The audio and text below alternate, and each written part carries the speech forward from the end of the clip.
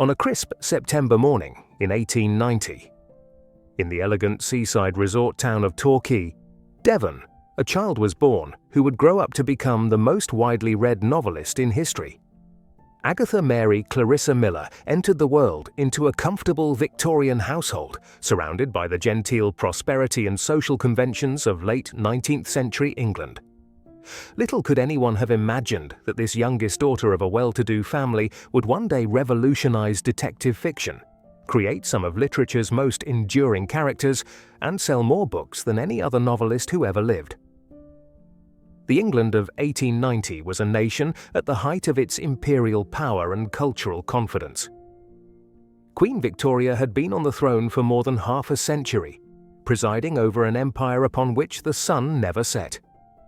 The Industrial Revolution had transformed British society, creating unprecedented wealth and technological advancement,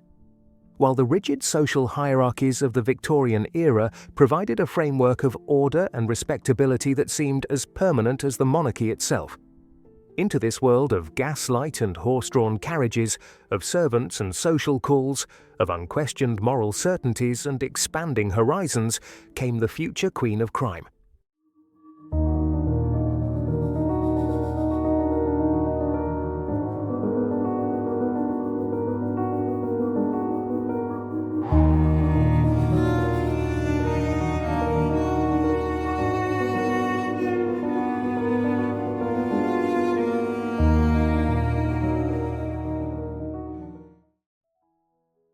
The seaside town of Torquay in the 1890s was one of England's most fashionable resort destinations,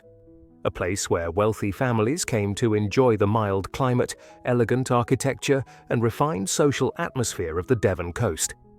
It was here, in the handsome Victorian villa called Ashfield, that Agatha Mary Clarissa Miller spent her formative years, surrounded by the comfort and security that would later provide the backdrop for many of her most famous detective stories. The world of her childhood was one of servants and social calls, of garden parties and seaside walks, of unquestioned moral certainties and clearly defined social hierarchies that would soon be swept away by the tumultuous events of the 20th century. Ashfield itself was a substantial house that reflected the prosperity and social aspirations of the Miller family. Built in the Gothic Revival style that was popular among the Victorian middle classes, the house featured bay windows, decorative stonework, and extensive gardens that provided a perfect setting for the kind of genteel family life that characterized the English upper middle class of the period. The house was large enough to accommodate not only the family, but also the servants who were essential to maintaining the lifestyle that the Millers enjoyed. Yet it was not so grand as to suggest pretensions to aristocratic status. Frederick Alva Miller, Agatha's father, was a man whose life embodied the international connections and financial opportunities that characterized the late Victorian era. Born in America but educated in England, he had inherited a substantial fortune from his American parents, which allowed him to live the life of a gentleman without the necessity of pursuing a profession. Frederick was known for his kindness, his love of literature, and his somewhat impractical approach to financial matters that would later create difficulties for his family. His American background gave him a slightly exotic quality in the English social circles of Torquay, while his wealth and education ensured his acceptance among the local gentry. Clarissa Margaret Boehmer, known as Clara, brought to her marriage with Frederick a combination of English respectability and Irish imagination that would profoundly influence her youngest daughter's development. Clara was an intelligent and creative woman who had received an education that was unusually comprehensive for a woman of her generation. She was well read in literature and history, possessed a talent for storytelling that she would pass on to Agatha, and maintained a lively interest in the social and cultural developments of her time. Her approach to child rearing was progressive for the Victorian era, emphasizing creativity and imagination over rigid discipline and conventional accomplishment. The Miller household was completed by Agatha's two older siblings, Margaret, known as Madge, and Louis, called Monty,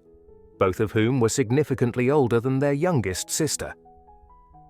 The 10-year gap between Agatha and her siblings meant that she often felt like an only child, receiving the concentrated attention of her parents and developing the introspective qualities that would later serve her well as a writer.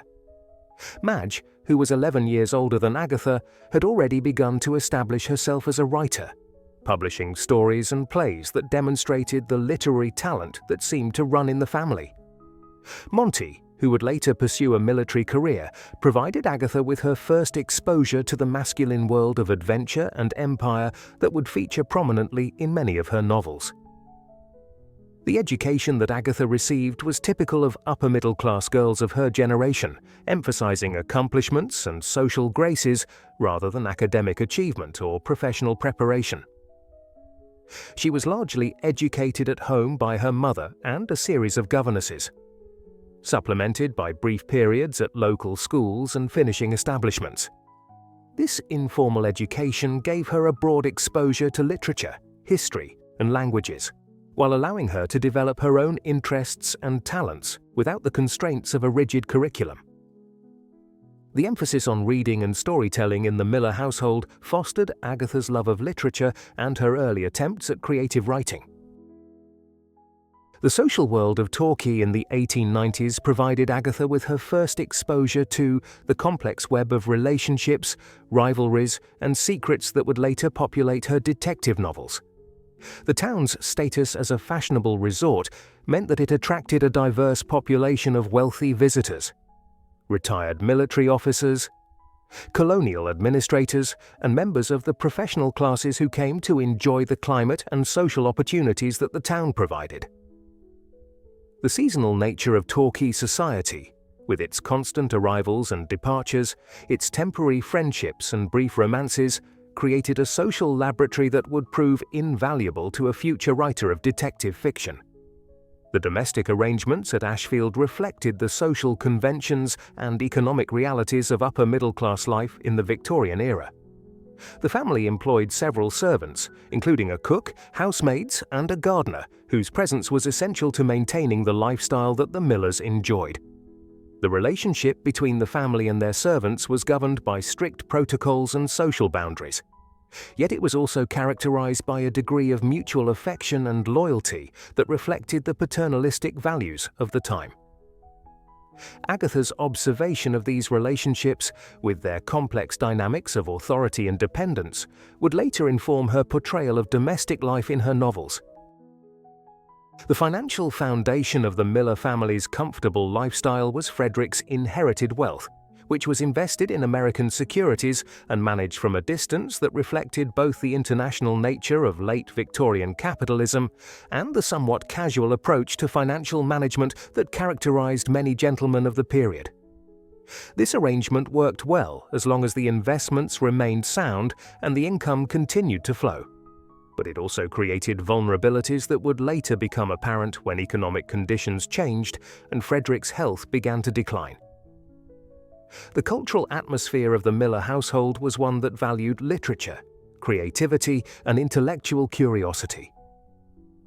Frederick was an avid reader who maintained an extensive library, while Clara encouraged her children to write stories, stage plays, and engage in creative activities that would develop their imaginative faculties.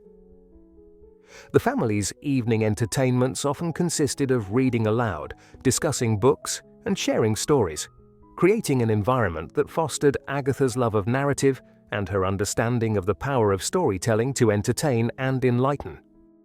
The religious atmosphere at Ashfield was that of conventional Anglican faith, characterized more by social respectability and moral propriety than by intense spiritual conviction or theological sophistication.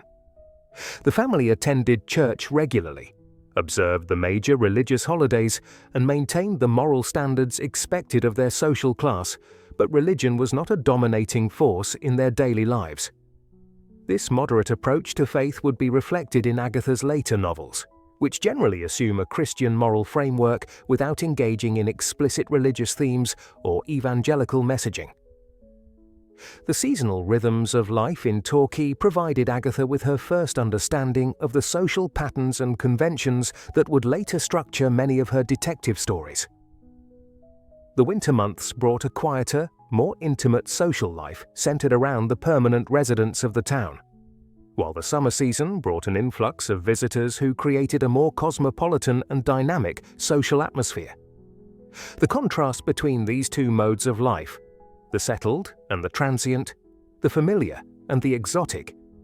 would later be reflected in the settings of her novels, which often feature the disruption of established communities by the arrival of outsiders. The natural environment of Devon, with its dramatic coastline, rolling countryside, and picturesque villages, provided Agatha with a deep appreciation for the English landscape that would inform many of her later works. Her childhood explorations of the beaches and cliffs around Torquay, her family's excursions to nearby beauty spots, and her observation of rural life in the surrounding countryside gave her an intimate knowledge of the physical and social geography of England that would prove invaluable in creating the authentic settings for her detective stories. The technological changes that occurred during Agatha's childhood, the arrival of electric lighting, the telephone, and the motorcar, provided her with first-hand experience of the transformation from Victorian to modern life that would be a recurring theme in her novels. The contrast between the old ways and the new, between tradition and innovation, between the familiar and the unknown, would become one of the central tensions in her detective fiction, reflecting the broader social changes that characterized the early 20th century. The social conventions that governed upper-middle-class life in the 1890s were complex and demanding, requiring constant attention to matters of etiquette, precedence, and propriety that would later provide rich material for Agatha's satirical observations of English society. The elaborate rituals of calling and receiving, the careful gradations of social status, the unspoken rules that governed behavior in different situations. All of these elements of Victorian social life would be preserved in her novels, like insects in amber, providing future readers with a detailed picture of a vanished world. The economic security that the Miller family enjoyed during Agatha's early childhood was not destined to last. Frederick's health began to decline in the early 1900s, and with it, his ability to manage the family's financial affairs effectively. The investments that had provided the foundation of their comfortable lifestyle began to perform poorly, and the family found itself facing the prospect of reduced circumstances that would require significant adjustments to their way of life. This experience of economic uncertainty would later inform Agatha's understanding of the financial pressures that could drive ordinary people to desperate measures. The death of Frederick Miller in 1901, when Agatha was 11 years old, marked the end of her secure and sheltered childhood and the beginning of a more challenging period in which the family would have to adapt to reduced circumstances and uncertain prospects. The loss of her father was not only a personal tragedy for Agatha, but also a practical crisis that forced the family to confront the realities of their financial situation and make difficult decisions about their future. The experience of loss and adaptation that followed would contribute to the psychological depth and emotional realism that would distinguish her mature work. The years following Frederick's death were marked by a gradual decline in the family's social and economic position as Clara struggled to maintain their lifestyle on a reduced income while dealing with the practical challenges of managing the household and raising her youngest daughter. The necessity of economizing, the anxiety about the future, and the gradual erosion of the security that had characterized Agatha's early childhood provided her with first-hand experience of the kind of social and economic pressures that would motivate many of the characters in her later novels. Despite these challenges, the period of Agatha's adolescence was also marked by important developments in her intellectual and creative growth. Her reading became more sophisticated and wide-ranging, encompassing not only the popular fiction of the day, but also classic literature, history, and biography. Her own attempts at writing became more ambitious and accomplished as she experimented with different forms and styles while developing the narrative skills that would later make her famous. The combination of personal adversity and creative development that characterized these years would prove to be crucial in shaping the writer she would become. The social changes that were beginning to transform English society in the early 1900s, the emergence of the new woman, the challenge to traditional gender roles, the questioning of established authorities, provided Agatha with her first exposure to the forces of modernization that would reshape the world during her lifetime. Her observation of these changes and her family's adaptation to them would later inform her portrayal of the tension between tradition and modernity that runs through many of her detective novels.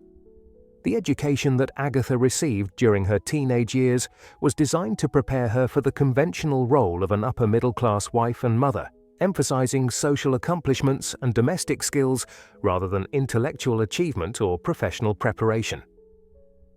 Yet the informal and eclectic nature of her education also allowed her to develop her own interests and talents, particularly in writing and storytelling, that would later prove to be far more valuable than the conventional accomplishments that were supposed to be her primary focus. The social circle in which Agatha moved during her adolescence was one that was beginning to feel the effects of the broader changes that were transforming English society. The old certainties about class, gender, and social roles were being questioned, while new opportunities and challenges were emerging that would require different kinds of preparation and different kinds of skills. The tension between the old world and the new, between established traditions and emerging possibilities, would become one of the central themes of her detective fiction. As Agatha approached adulthood in the first decade of the 20th century, she found herself poised between two worlds: the secure and ordered world of her Victorian childhood, with its clear social hierarchies and moral certainties, and the uncertain and rapidly changing world of the modern era, with its new opportunities and new dangers. This position between worlds would prove to be ideal preparation for a career as a detective novelist, providing her with the perspective and understanding necessary to create stories that would capture the imagination of readers around the world while preserving a vision of a vanished England that would continue to fascinate and comfort future generations. The decade that followed Agatha's 20th birthday was one of unprecedented upheaval and transformation, not only in her personal life but in the broader world around her. The comfortable certainties of the Edwardian era were about to be shattered by the Great War, while the social conventions that had governed upper-middle-class life for generations were beginning to crumble under the pressure of new ideas about women's roles, social relationships, and moral authority. For Agatha, these years would bring marriage, motherhood, wartime service, and her first tentative steps toward a literary career that would eventually make her the most successful novelist in history. The social season of 1910 marked Agatha's formal entry into adult society, as she participated in the round of dances, parties, and social events that were designed to introduce young women of her class to suitable marriage partners. The elaborate rituals of the London season, with its presentations at court, its carefully orchestrated social gatherings, and its complex protocols of courtship and engagement, represented the culmination of the Victorian system of arranged social relationships that was already beginning to seem antiquated to many observers. For Agatha, who was naturally shy and somewhat unconventional in her interests and attitudes, the artificial atmosphere of the marriage market was both intimidating and somewhat absurd. The financial constraints that had affected the Miller family since Frederick's death meant that Agatha's participation in the London season was necessarily limited and economical. Unlike the daughters of wealthier families who could afford elaborate wardrobes and expensive entertainments, Agatha had to make do with modest dresses and carefully manage social appearances that reflected her family's reduced circumstances. This experience of social disadvantage within her own class would later inform her understanding of the economic pressures and social anxieties that motivated many of the characters in her detective novels. Despite these limitations, Agatha's natural intelligence, wit, and unconventional beauty attracted the attention of several eligible young men, including Reggie Lucy, a major in the Gunners who became her first serious romantic attachment. The relationship with Lucy was typical of Edwardian courtships among the upper middle class, characterized by formal protocols, chaperoned meetings, and carefully managed emotional expression that reflected the social conventions of the time. Yet the relationship also revealed Agatha's independent spirit and her reluctance to conform to conventional expectations about women's roles and desires. The end of Agatha's engagement to Reggie Lucy in 1912 marked an important turning point in her personal development, as she began to assert her independence and resist the pressure to marry for social and economic security rather than genuine affection. Her decision to break off the engagement, despite the social and financial advantages that the marriage would have provided, demonstrated a strength of character and commitment to personal authenticity that would characterize her approach to life and relationships throughout her career. It was during this period of romantic uncertainty that Agatha first met Archibald Christie, a young officer in the Royal Flying Corps who would become her first husband and the father of her only child. Archie Christie was in many ways the embodiment of the new type of modern man who was emerging in the years before the Great War. Confident, ambitious, technologically sophisticated, and somewhat impatient with the social conventions and moral restraints that had governed previous generations. His involvement with the nascent field of military aviation marked him as a pioneer of the modern age, while his charm and good looks made him an attractive romantic partner for a young woman seeking excitement and adventure. The courtship between Agatha and Archie was conducted against the backdrop of increasing international tension and the growing likelihood of war, which gave their relationship an urgency and intensity that might not have existed under more settled circumstances. The knowledge that Archie might soon be called to military service and that their time together might be limited accelerated the pace of their relationship and contributed to their decision to marry on Christmas Eve 1914, just months after the outbreak of the Great War. The wedding of Agatha Miller and Archibald Christie was a modest affair that reflected both the wartime circumstances and the family's financial constraints. The ceremony took place at Emmanuel Church in Clifton, Bristol, with only immediate family members in attendance, and was followed by a simple reception that bore little resemblance to the elaborate society weddings that had characterized peacetime celebrations. The simplicity of the occasion was appropriate to the gravity of the times and the uncertainty of the future that the young couple faced. The early months of Agatha's marriage were overshadowed by the demands of Archie's military service and the growing realization that the war would be far longer and more devastating than anyone had initially anticipated. Archie's deployment to France as a pilot in the Royal Flying Corps meant that the newlyweds were separated for long periods, communicating primarily through letters that provided Agatha with her first experience of the kind of emotional isolation and uncertainty that would later inform her portrayal of relationships under stress in her novels. The experience of wartime separation also provided Agatha with her first opportunity to contribute to the war effort through her own service as a voluntary aid detachment nurse at a hospital in Torquay. This work brought her into direct contact with the wounded and traumatized soldiers who were returning from the Western Front, giving her first-hand knowledge of the physical and psychological costs of modern warfare that would later influence her understanding of human suffering and resilience. The hospital work also provided her with practical experience of medical procedures and pharmaceutical knowledge that would prove invaluable in her later career as a detective novelist. The nursing experience was followed by Agatha's work as a dispenser in the hospital pharmacy, where she gained detailed knowledge of drugs, poisons, and their effects that would become one of her most distinctive areas of expertise as a mystery writer. The technical knowledge that she acquired during this period, combined with her natural curiosity about the mechanisms of cause and effect, provided her with the scientific foundation that would enable her to create some of the most ingenious and believable murder methods in detective fiction. The irony that her knowledge of healing substances would later be used to create fictional deaths was not lost on Agatha herself, who often remarked on the dual nature of medical knowledge. The birth of Agatha's daughter Rosalind in August 1919 marked another significant milestone in her personal development, as she assumed responsibilities of motherhood while continuing to adapt to the changed circumstances of post-war life. The experience of pregnancy and childbirth, combined with the challenges of caring for an infant while managing a household on a limited income, provided Agatha with new insights into the physical and emotional realities of women's lives that would later inform her portrayal of female characters in her novels.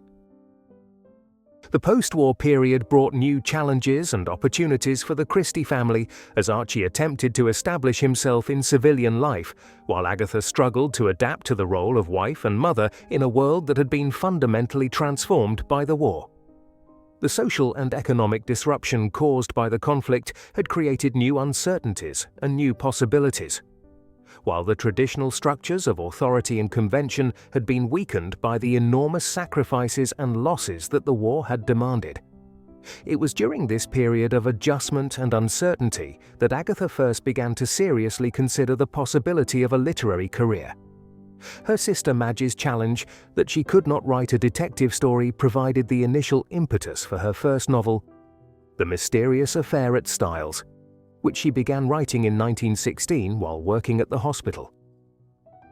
The choice of detective fiction as her preferred genre was influenced by her love of the Sherlock Holmes stories and other mystery novels, but it was also a practical decision based on her recognition that detective stories were popular with readers and potentially profitable for publishers. The creation of Hercule Poirot, the Belgian detective who would become one of her most famous characters, reflected both Agatha's wartime experiences and her understanding of the social changes that were transforming English society.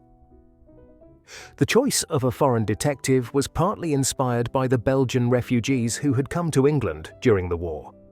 but it also reflected her recognition that an outsider's perspective might be particularly valuable in observing and understanding English social conventions and moral assumptions.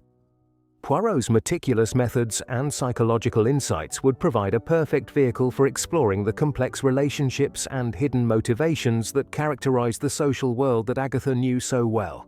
The process of writing her first novel was a lengthy and challenging one, as Agatha struggled to master the technical demands of plot construction, character development, and narrative pacing while managing her domestic responsibilities and adapting to the changed circumstances of post-war life.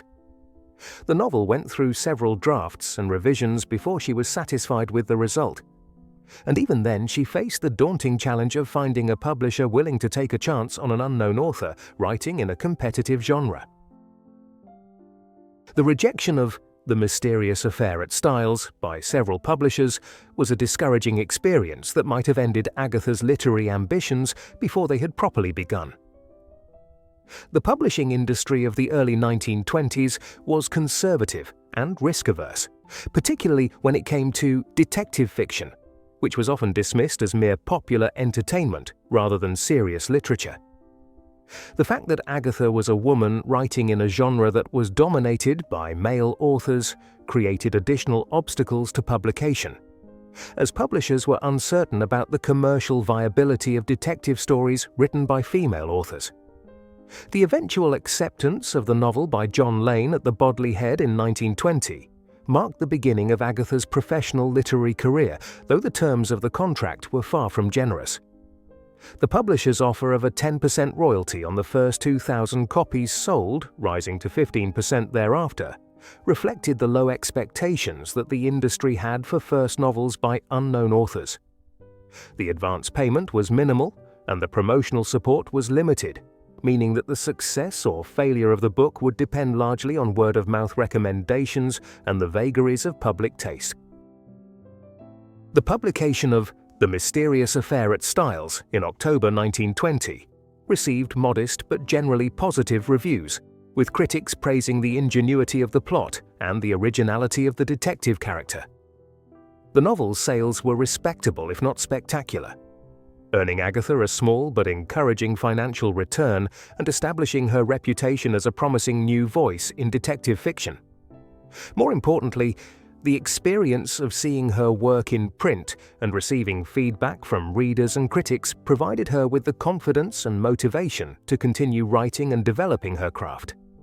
The success of her first novel also provided Agatha with a new sense of identity and purpose that went beyond her roles as wife and mother.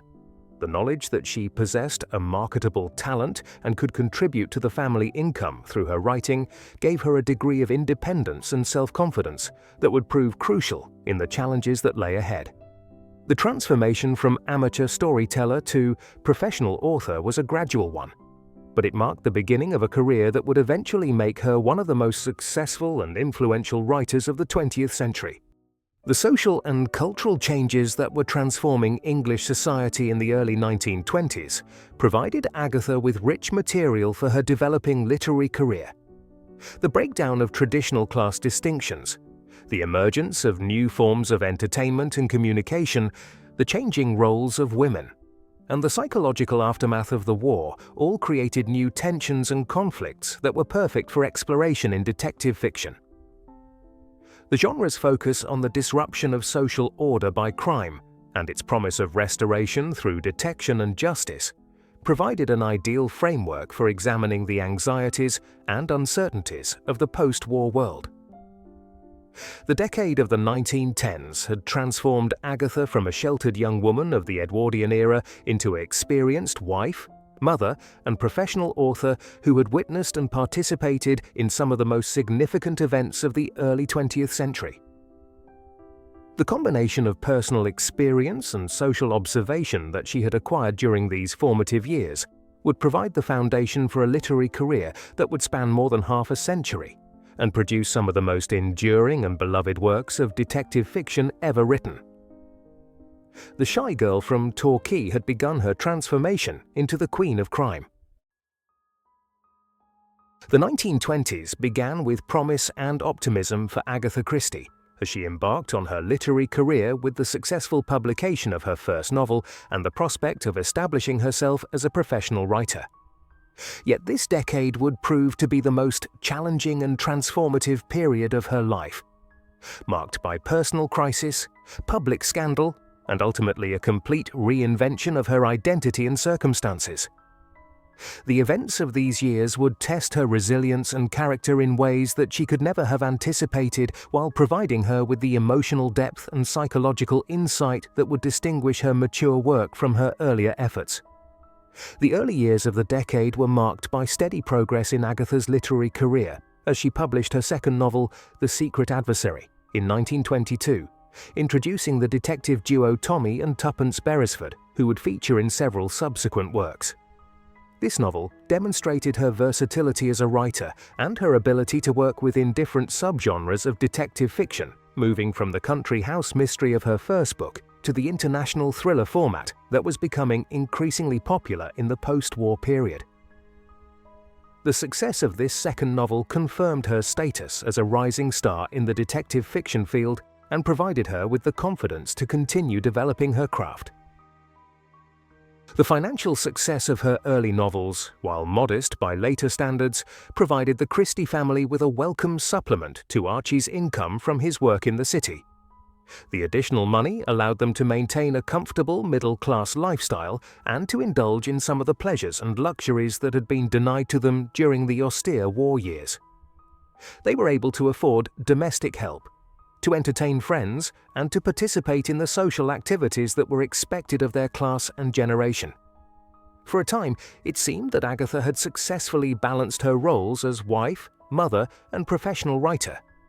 However, beneath the surface of this apparent success, tensions were developing in the Christie marriage that would eventually lead to crisis and scandal.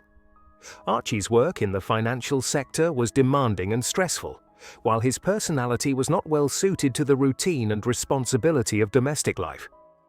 He was increasingly drawn to the excitement and glamour of London society, with its parties, clubs, and social opportunities that seemed to offer an escape from the mundane realities of suburban married life.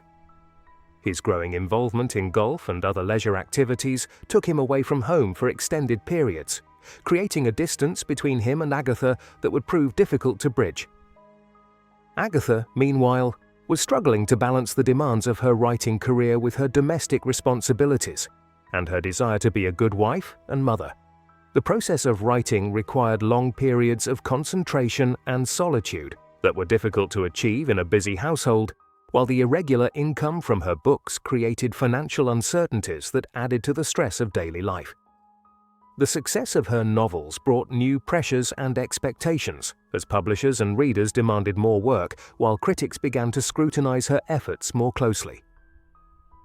The death of Agatha's mother Clara in 1926 marked a devastating personal loss that would have profound consequences for her emotional stability and her marriage. Clara had been not only a beloved parent, but also Agatha's closest confidant and most trusted advisor, the person to whom she turned for guidance and support in times of difficulty. The loss of this crucial relationship left Agatha feeling isolated and vulnerable at a time when her marriage was already under strain and her professional pressures were mounting. The practical consequences of Clara's death were as challenging as the emotional ones, as Agatha found herself responsible for settling her mother's affairs and disposing of the family home at Ashfield. The house that had been the center of her childhood and the repository of so many happy memories had to be sold to pay debts and settle the estate, marking the end of an era and the severing of her last connection to the secure world of her youth. The process of clearing out the house and saying goodbye to her childhood home was emotionally devastating and contributed to the depression and anxiety that were beginning to affect her mental health. It was during this period of grief and vulnerability that Archie chose to reveal his affair with Nancy Neal, a young woman whom he had met through his golf club and with whom he had been conducting a secret relationship for several months. The revelation of his infidelity came as a devastating shock to Agatha, who had trusted him completely and had no suspicion of his betrayal. The discovery that her marriage was a sham and that the man she loved had been deceiving her for months shattered her confidence and her sense of reality in ways that would take years to heal. Archie's demand for a divorce so that he could marry Nancy Neal added insult to injury, as it became clear that he had not only been unfaithful but had been planning to abandon his family for some time. The casual cruelty with which he announced his intentions and his apparent indifference to the pain that he was causing his wife and daughter revealed a callousness that Agatha had never suspected.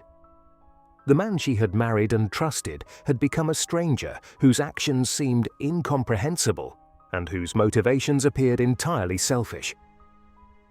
The combination of grief, betrayal, and public humiliation that Agatha experienced in the autumn of 1926 created a psychological crisis that would culminate in one of the most famous disappearances in literary history. On the evening of December 3, 1926, following a particularly bitter argument with Archie about the divorce proceedings, Agatha left her home in Sunningdale and vanished without a trace, leaving behind only her abandoned car on the edge of a chalk pit in Surrey and a cryptic note that suggested she might not return. The 11 days during which Agatha Christie remained missing created a media sensation that captured the attention of the entire nation. The police launched a massive search operation involving thousands of volunteers, bloodhounds, and even aircraft, while the press speculated wildly about what might have happened to the famous mystery writer. Theories ranged from suicide to murder to elaborate publicity stunt, with each new development in the search generating fresh headlines and increased public interest in the case. The discovery of Agatha at the Old Swan Hotel in Harrogate, Yorkshire, on December 14, 1926, registered under the name Teresa Neal, the surname of her husband's mistress, only deepened the mystery surrounding her disappearance. She appeared to be suffering from amnesia and claimed to have no memory of how she had come to be at the hotel or what had happened during the missing 11 days. Her behavior during her stay at the hotel had been normal and unremarkable, as she had participated in social activities, played piano, and interacted with other guests without giving any indication of distress or confusion. The medical examination that followed Agatha's discovery confirmed that she was suffering from what would now be recognized as a dissociative fugue state, a psychological condition in which an individual loses their sense of personal identity and may travel to a new location without conscious awareness of their actions. This condition is often triggered by severe emotional trauma and represents the mind's attempt to escape from unbearable psychological pain by creating a temporary alternative identity and reality. The public reaction to Agatha's disappearance and recovery was mixed, with some expressing sympathy for her obvious distress, while others suspected that the entire episode had been a calculated publicity stunt designed to promote her books and embarrass her unfaithful husband. The press coverage was often sensationalized and unsympathetic, reflecting the social attitudes of the time toward women who failed to conform to conventional expectations of behavior and emotional control. The suggestion that a respectable middle-class wife and mother could suffer a complete psychological breakdown was disturbing to many observers who preferred to believe that such things only happened to people of lower social standing or questionable moral character. The aftermath of the disappearance was almost as difficult for Agatha as the crisis that had precipitated it. The intense media scrutiny and public speculation about her mental state and motivations created additional stress and humiliation at a time when she was already struggling to recover from the trauma of her husband's betrayal and her mother's death. The knowledge that her private pain had become a source of public entertainment and gossip was deeply wounding to someone who valued privacy and dignity above almost everything else. The divorce proceedings that followed were conducted in an atmosphere of mutual recrimination and public scrutiny that made the process even more painful than it might otherwise have been. Archie's determination to marry Nancy Neal as quickly as possible, and his apparent indifference to the damage that his actions had caused to his wife and daughter, demonstrated a selfishness and lack of empathy that shocked even those who had known him well.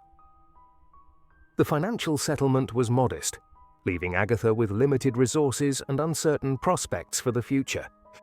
The period following the divorce was one of gradual recovery and rebuilding for Agatha, as she struggled to reconstruct her life and identity in the wake of the devastating events of 1926. The process was slow and difficult, requiring her to develop new sources of strength and resilience while learning to trust her own judgment and instincts again. The experience of betrayal and abandonment had shattered her confidence in relationships and her faith in human nature, creating psychological wounds that would take years to heal completely. The literary work that Agatha produced during this period reflected the emotional turmoil and psychological insight that she had gained through her personal crisis. Her novels became more sophisticated in their exploration of human motivation and more nuanced in their portrayal of the complex relationships between appearance and reality, trust and betrayal, love and deception. The experience of having her own life become a mystery that she could not solve had given her a deeper understanding of the psychological mechanisms that drive people to desperate actions. The decision to travel to the Middle East in 1928, ostensibly for rest and recovery, but also to escape the continuing public interest in her personal affairs, marked the beginning of a new chapter in Agatha's life. The journey to Baghdad and her subsequent involvement with archaeological expeditions would provide her with new experiences, new perspectives, and ultimately a new identity that would allow her to move beyond the trauma of the 1920s and create a different kind of life for herself. The transformation that Agatha underwent during the dark decade of the 1920s was profound and lasting, changing her from a relatively conventional middle-class wife and amateur writer into a more complex and independent woman who had learned to rely on her own resources and judgment. The crisis that had nearly destroyed her had also revealed reserves of strength and resilience that she had not known she possessed, while the experience of public scrutiny and private pain had given her insights into human nature that would enrich her work for the rest of her career.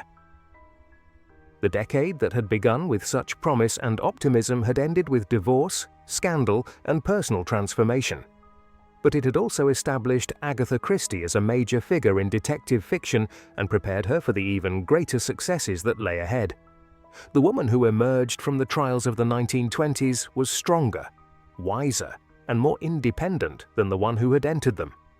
equipped with the emotional depth and psychological understanding that would enable her to create some of the greatest detective novels ever written. The dark decade had been survived, and from its ashes would rise the true queen of crime. The decision to travel to the Middle East in 1928 marked the beginning of what would prove to be the most fulfilling and productive period of Agatha Christie's life. What had begun as an escape from the painful memories and public scrutiny that followed her divorce would evolve into a passionate engagement with archaeology and ancient civilizations that would profoundly influence both her personal happiness and her literary work. The woman who had suffered such devastating personal losses in the 1920s would find in the ancient world a source of perspective, wisdom, and renewal that would sustain her for the rest of her life.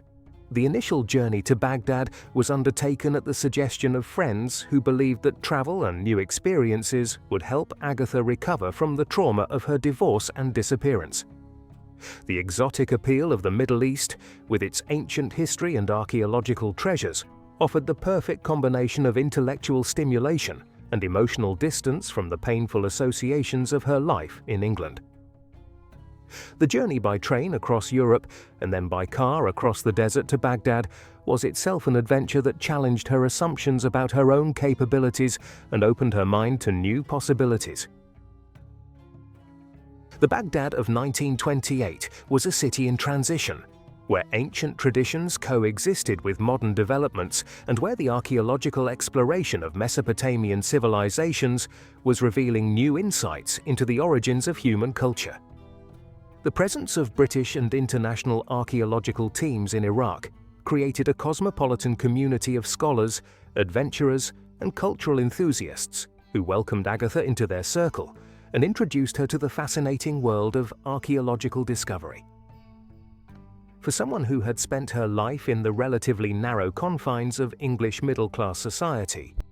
this exposure to different cultures and perspectives was both exhilarating and transformative. It was during her second visit to the Middle East in 1930 that Agatha met Max Mallowan, a young archaeologist who was working as an assistant to Leonard Woolley at the famous excavations at Ur. Max was 14 years younger than Agatha, brilliant, charming, and passionate about his work in ways that reminded her of the intellectual excitement and curiosity that had characterized the best aspects of her childhood. Their meeting was fortuitous, occurring at a time when Agatha was ready to open her heart to new possibilities, while Max was mature enough to appreciate the intelligence, experience, and emotional depth that she brought to their relationship. The courtship between Agatha and Max was conducted against the exotic backdrop of archaeological sites and desert landscapes that provided a romantic setting unlike anything in her previous experience. Their shared interest in ancient civilizations and their mutual respect for each other's professional achievements created a foundation of intellectual compatibility that would sustain their relationship through the challenges and changes of the decades ahead.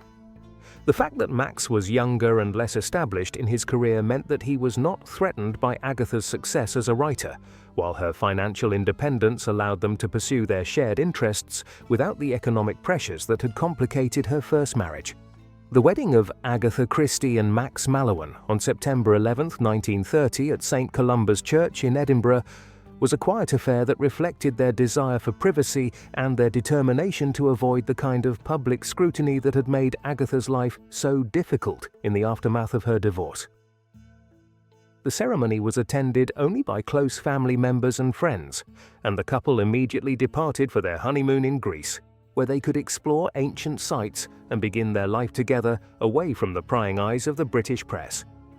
The early years of the Mallowan marriage were marked by a pattern of seasonal travel that would characterize their relationship for the next 4 decades. Each autumn, they would travel to the Middle East, where Max would conduct his archaeological work while Agatha would write, observe, and gradually develop her own expertise in ancient civilizations. The spring and summer months would be spent in England, where Agatha would complete her novels and manage her literary career while Max would write up his archaeological reports and prepare for the next season's excavations. This arrangement provided Agatha with the perfect balance between adventure and security, intellectual stimulation and domestic comfort that had been missing from her earlier life. The archaeological expeditions offered her the excitement of discovery and the satisfaction of contributing to important scholarly work, while the regular return to England ensured that she maintained her connections to her daughter, her publishers, and the literary world that was the foundation of her professional success. The combination of exotic travel and familiar routine created an ideal environment for both personal happiness and creative productivity. The archaeological sites where Agatha spent so much of her time during the 1930s and 1940s provided her with a unique perspective on human civilization and the passage of time that would profoundly influence her approach to detective fiction. The excavation of ancient cities and the reconstruction of vanished civilizations gave her a deep appreciation for the complexity of human societies and the ways in which individual actions could have far-reaching consequences across generations. The detective's work of uncovering hidden truths and reconstructing past events had obvious parallels to the archaeologist's task of interpreting material evidence and understanding ancient cultures. The practical skills that Agatha developed during her years on archaeological expeditions, photography, cataloguing artifacts, managing logistics, and working as part of a team, provided her with new sources of confidence and competence that enhanced her sense of personal worth and professional capability. The knowledge that she could contribute meaningfully to important scholarly work and that her presence was valued by respected academics and researchers helped to heal the wounds to her self-esteem that had been inflicted by her first husband's betrayal and abandonment. The exotic settings and international characters that Agatha encountered during her archaeological travels provided rich material for her detective novels as she began to set her stories in locations far from the English country houses and village communities that had characterized her earlier work. Novels like Murder in Mesopotamia, 1936, Death on the Nile, 1937, and Appointment with Death, 1938, drew directly on her experiences in the Middle East, combining her knowledge of archaeological work with her mastery of detective fiction to create some of her most memorable and atmospheric works. The international perspective that Agatha gained through her travels also influenced her portrayal of character and motivation in ways that added depth and sophistication to her detective fiction. Her exposure to different cultures and value systems broadened her understanding of human nature and provided her with insights into the ways that cultural background and social context could influence individual behavior. The cosmopolitan cast of characters that populated her later novels reflected this expanded worldview and demonstrated her growing confidence in depicting people from different backgrounds and nationalities. The happiness and stability that Agatha found in her second marriage provided her with the emotional security that enabled her to take greater creative risks and to explore more complex themes in her detective fiction. The novels that she wrote during the 1930s and 1940s were more ambitious in scope and more sophisticated in technique than her earlier work, demonstrating a mastery of the genre that established her as the undisputed queen of detective fiction. Works like The ABC Murders, 1936, and Then There Were None, 1939, and Five Little Pigs, 1942, represented the peak of her creative achievement and confirmed her status as one of the greatest mystery writers of all time. The outbreak of World War II in 1939 brought new challenges and responsibilities for the Mallowans, as Max was called to serve in the Royal Air Force Volunteer Reserve, while Agatha remained in England to continue her writing and to contribute to the war effort. The separation was difficult for both of them,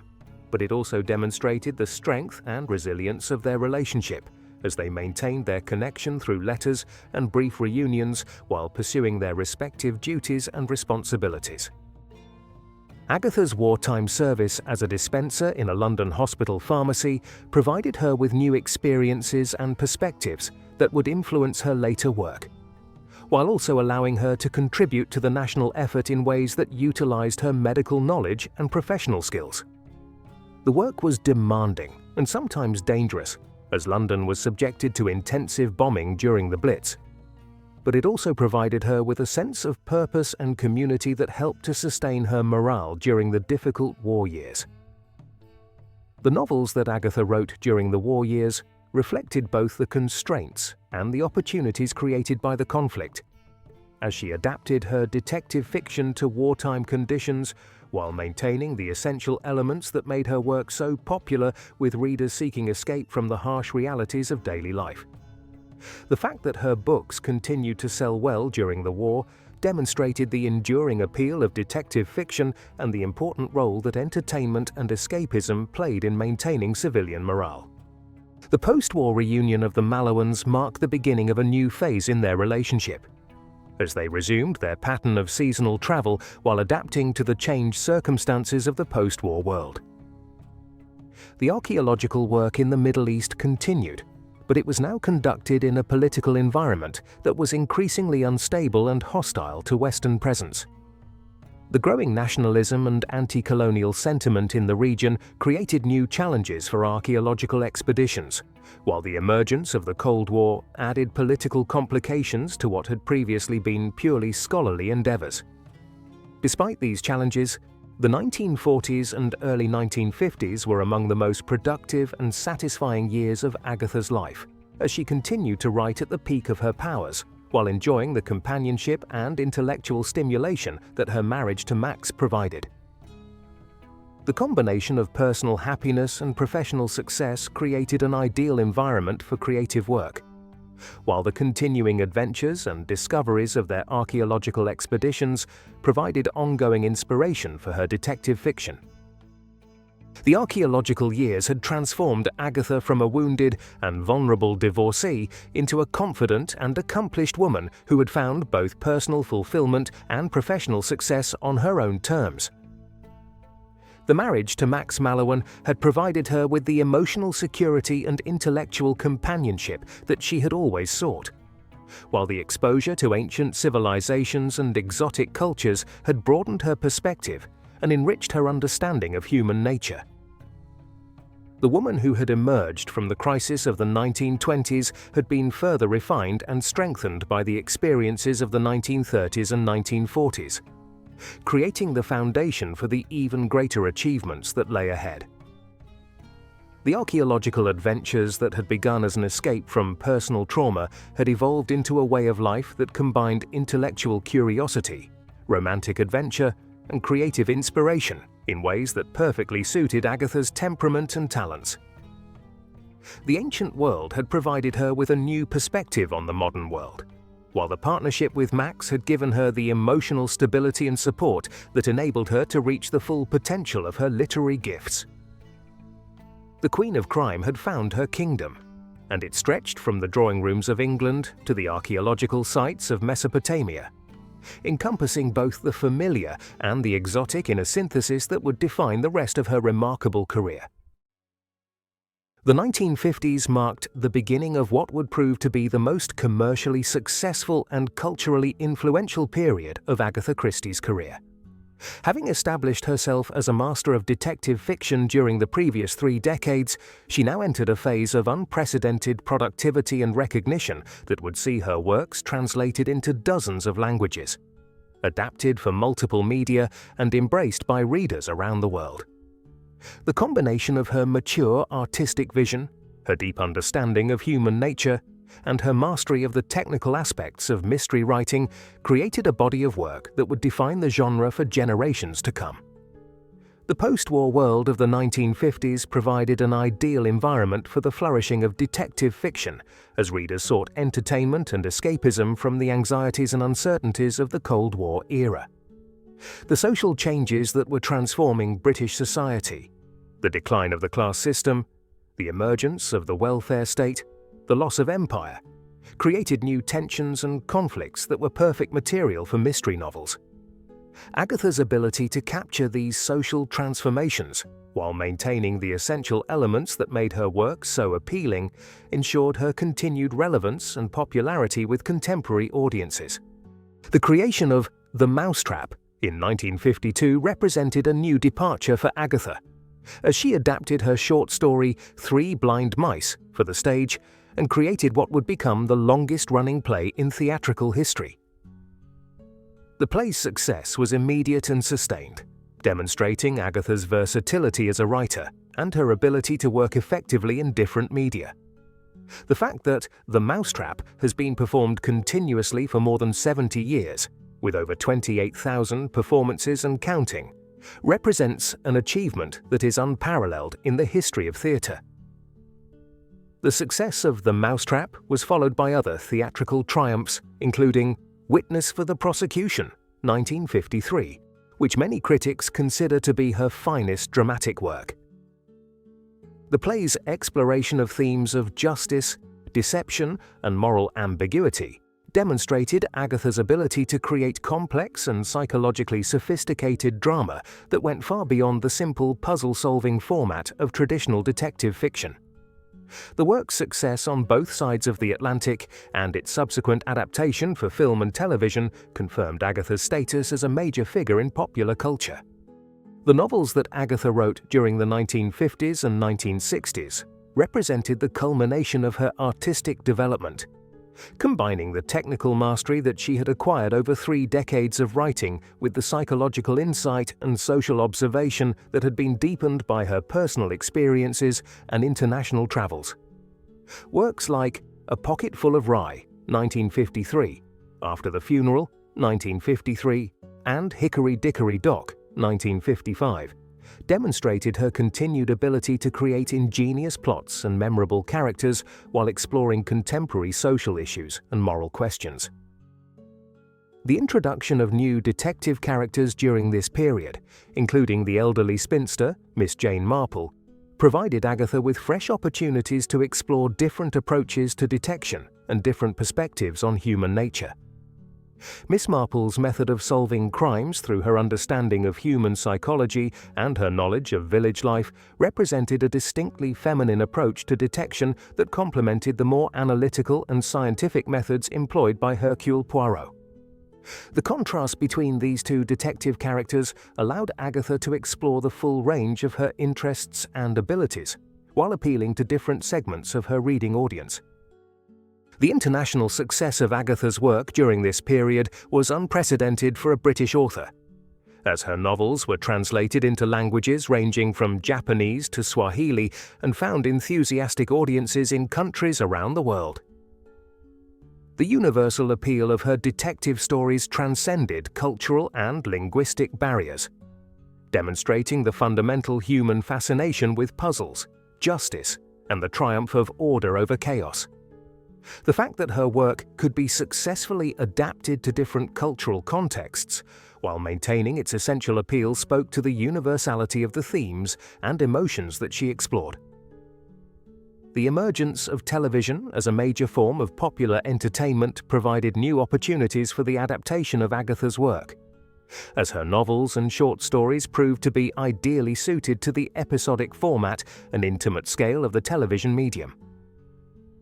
The early television adaptations of her work, while often limited by budget constraints and technical limitations, demonstrated the visual potential of her stories and helped to introduce her characters to new generations of viewers who might not have encountered them through reading. The critical recognition that Agatha received during this period reflected the growing acknowledgement of detective fiction as a legitimate literary form worthy of serious academic attention. While some critics continued to dismiss her work as mere popular entertainment, others began to recognize the sophistication of her plotting, the psychological depth of her characterization, and the social insight embedded in her portrayal of English society.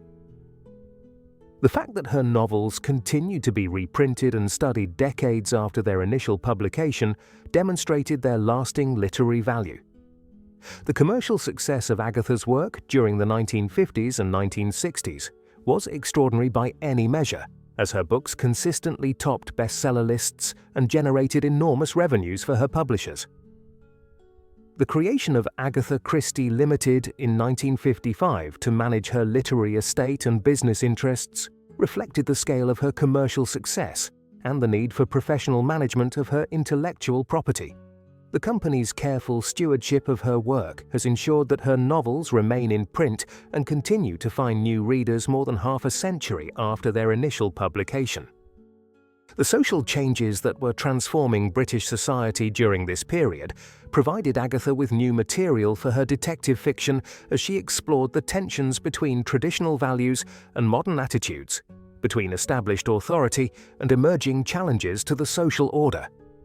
Her novels of the 1950s and 1960s captured the anxiety and uncertainty of a society in transition, while offering the reassurance that justice and order could still prevail despite the chaos and confusion of contemporary life. The personal happiness and stability that Agatha enjoyed during this period, through her continuing marriage to Max Mallowan and their shared archaeological adventures, provided her with the emotional security that enabled her to take greater creative risks and to explore more complex themes in her work.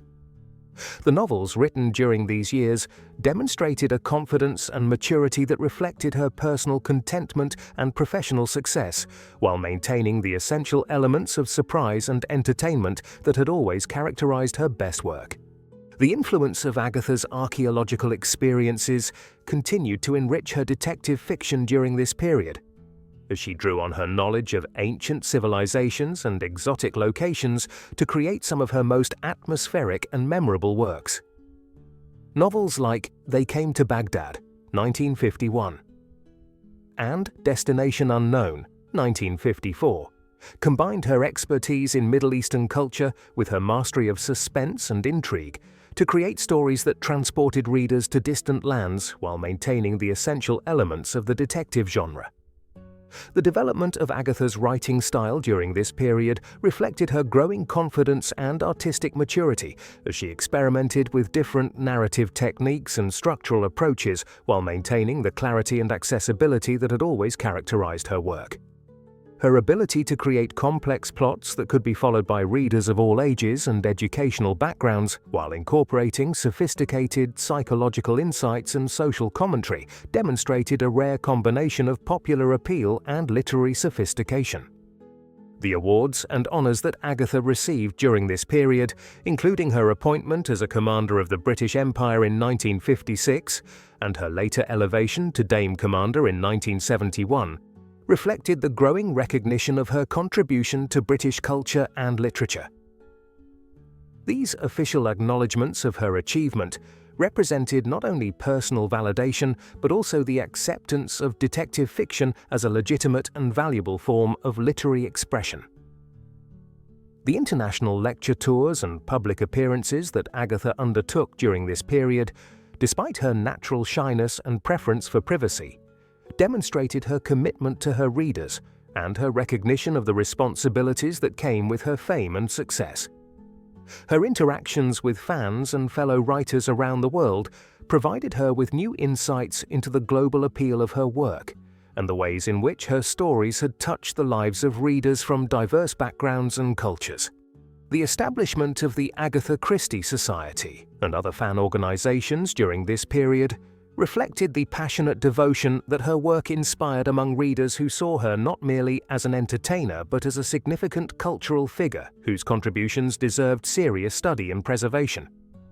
The scholarly attention that her work began to receive from academics and literary critics represented a new phase in the reception of her novels and a recognition of their lasting cultural value. The golden age of Agatha Christie's career during the 1950s and 1960s represented the culmination of a lifetime of dedication to her craft, and a testament to the enduring power of well-crafted storytelling to entertain, enlighten, and inspire. The woman who had begun her career as an amateur writer struggling to find a publisher had become a global cultural icon whose work would continue to influence and inspire writers and readers for generations to come. The Queen of Crime had reached the height of her powers and established a literary legacy that would prove to be as enduring as the ancient civilizations that she had studied and explored with her archaeologist husband. The final years of Agatha Christie's life were marked by a gradual withdrawal from public life and a growing awareness of her own mortality. Yet they were also characterized by a remarkable burst of creative energy that produced some of her most innovative and psychologically complex works. As she entered her 80s, Agatha faced the inevitable challenges of aging while continuing to write with the skill and imagination that had made her the most successful novelist in history. The knowledge that her time was limited seemed to inspire her to take greater creative risks and to explore themes of death, memory, and the passage of time with a depth and poignancy that reflected her own confrontation with mortality. The publication of Curtain in 1975, which featured the death of Hercule Poirot, represented both an ending and a beginning for Agatha Christie. The novel, which she had written decades earlier and kept in a vault for safekeeping, provided a fitting conclusion to the career of her most famous detective while demonstrating her continued mastery of the mystery form. The decision to publish Poirot's final case was both a practical acknowledgement of her advancing age and a symbolic gesture that marked the end of an era in detective fiction. The novel's success with both critics and readers confirmed that Agatha's powers as a storyteller remained undiminished even as her physical strength began to decline. The creation of Sleeping Murder, Miss Marple's final case, which was published posthumously in 1976, demonstrated Agatha's determination to provide proper conclusions for both of her major detective characters while ensuring that her literary legacy would be complete and satisfying for her readers. The novel's exploration of themes of memory, trauma, and the persistence of the past reflected her own preoccupation with the relationship between past and present, while its technical sophistication showed that her skills as a plotter and storyteller remained sharp until the very end of her career. The personal losses that Agatha experienced during her final years, including the death of her beloved husband Max Mallowan in 1978, just 2 years after her own death, were softened by the knowledge that she had achieved everything she had ever hoped for as a writer and had created a body of work that would ensure her immortality. The love and companionship that she had found with Max had sustained her through the most productive and fulfilling period of her life, while their shared adventures and discoveries had enriched both her personal experience and her literary imagination.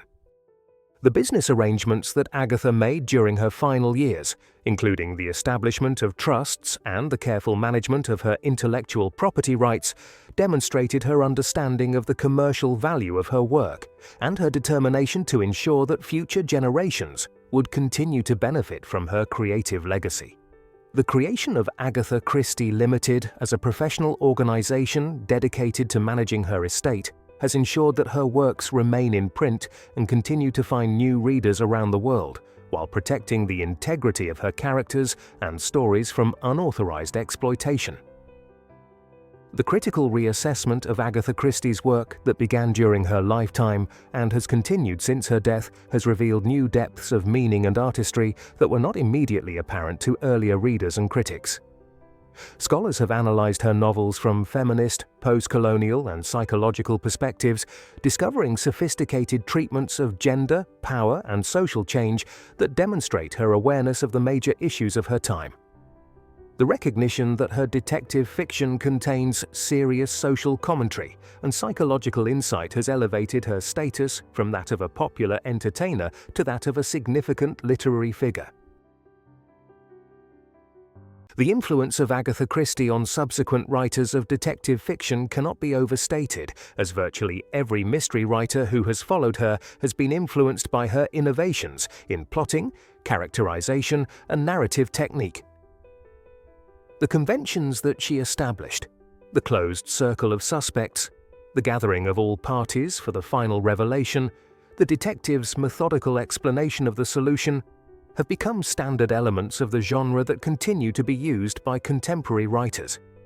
Her techniques of misdirection, her use of unreliable narrators, and her ability to hide crucial information in plain sight have been studied and imitated by countless authors.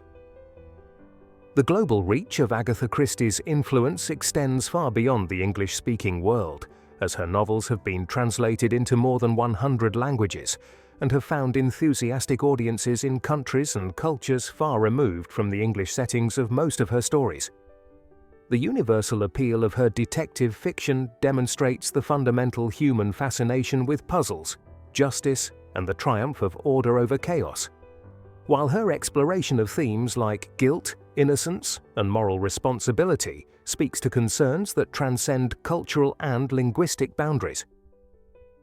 The adaptation of Agatha Christie's work for film, television, radio, and stage has created a multimedia empire that has introduced her characters and stories to audiences who might never have encountered them through reading.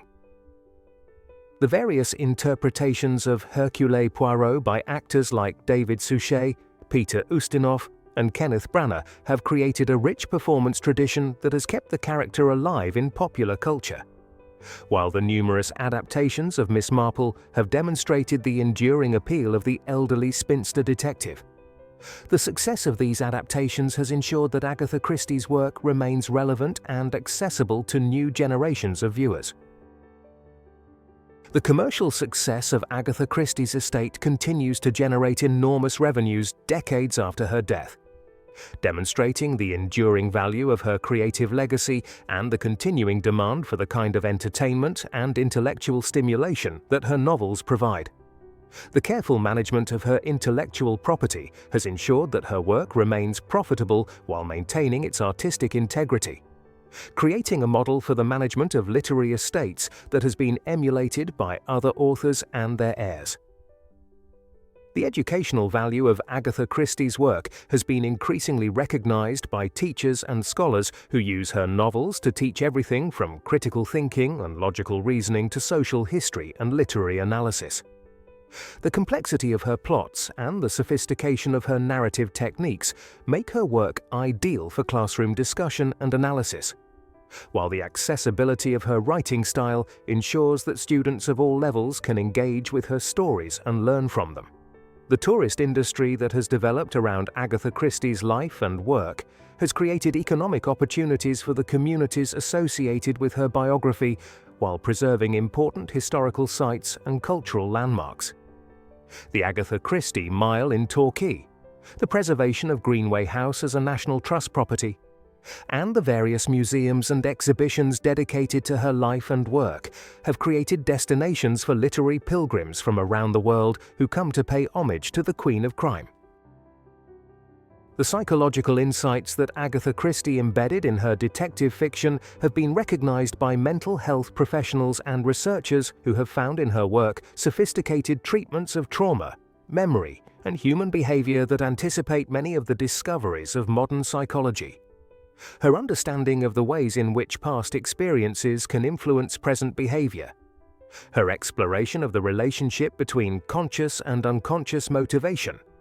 and her portrayal of the effects of guilt and shame on human personality demonstrate a psychological sophistication that was remarkable for her time. The social commentary that runs through Agatha Christie's work has been increasingly appreciated by historians and sociologists who recognize her novels as valuable documents of social change and cultural transformation in 20th century Britain. Her portrayal of the decline of the class system, the changing roles of women, the impact of 2 world wars, and the emergence of modern consumer society provides insights into the social history of her era that complement and enrich the work of academic historians. The technological innovations that have emerged since Agatha Christie's death, including digital publishing, audiobooks, and online communities, have created new opportunities for readers to discover and discuss her work, while ensuring that her novels remain accessible to contemporary audiences. The availability of her complete works in digital formats has made it possible for readers around the world to access her stories instantly, while online fan communities have created new forums for discussion and analysis of her work. The Queen of Crime, who died peacefully at her home in Oxfordshire on January 12, 1976, left behind a legacy that extends far beyond her impressive sales figures and commercial success. She had created a body of work that has provided pleasure and comfort to millions of readers while establishing new standards of excellence in detective fiction. Her novels continue to be read, studied, and adapted because they speak to fundamental human needs for justice, order, and understanding in a world that often seems chaotic and incomprehensible.